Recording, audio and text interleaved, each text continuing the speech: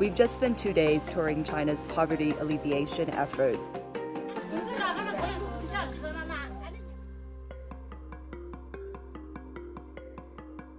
It's been a massive multi-year drive that's had over 3 million government workers sent down to the rural countryside, and the government has thrown a ton of resources at the issue.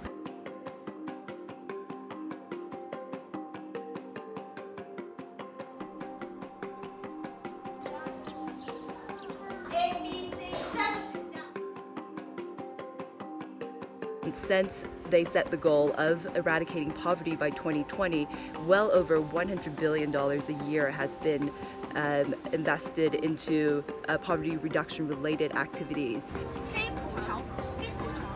It's also seen them move entire villages into resettlement housing. We've arrived now in Xingshui village. It basically looks like suburbia in the mountains. It's a resettlement location for a Tibetan village here in Sichuan province. These homes are all identical. Some of them have a few extra rooms. It depends on how many people are in your household. All of them have a photo of President Xi Jinping.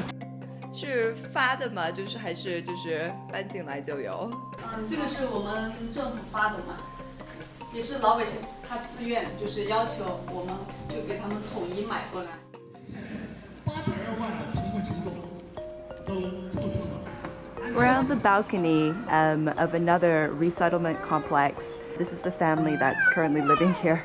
It's a lot of older people and children, like many of the villages in China, because the young people have gone out to find work in the cities.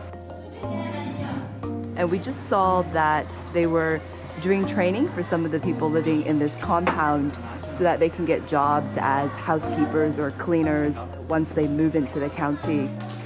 Because previously, they were mostly from farming communities.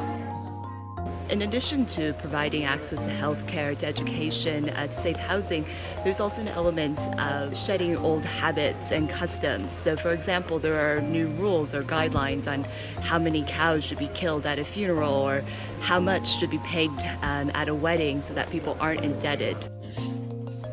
In one village that we went to, the village redid the pig pens so that they were aligned with the latest best practices in sanitation.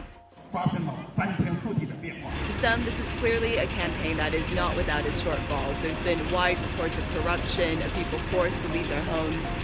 However, it is also something that at the same time has changed the lives of tens of millions of people in terms of their material well-being, but also in terms of their way of life.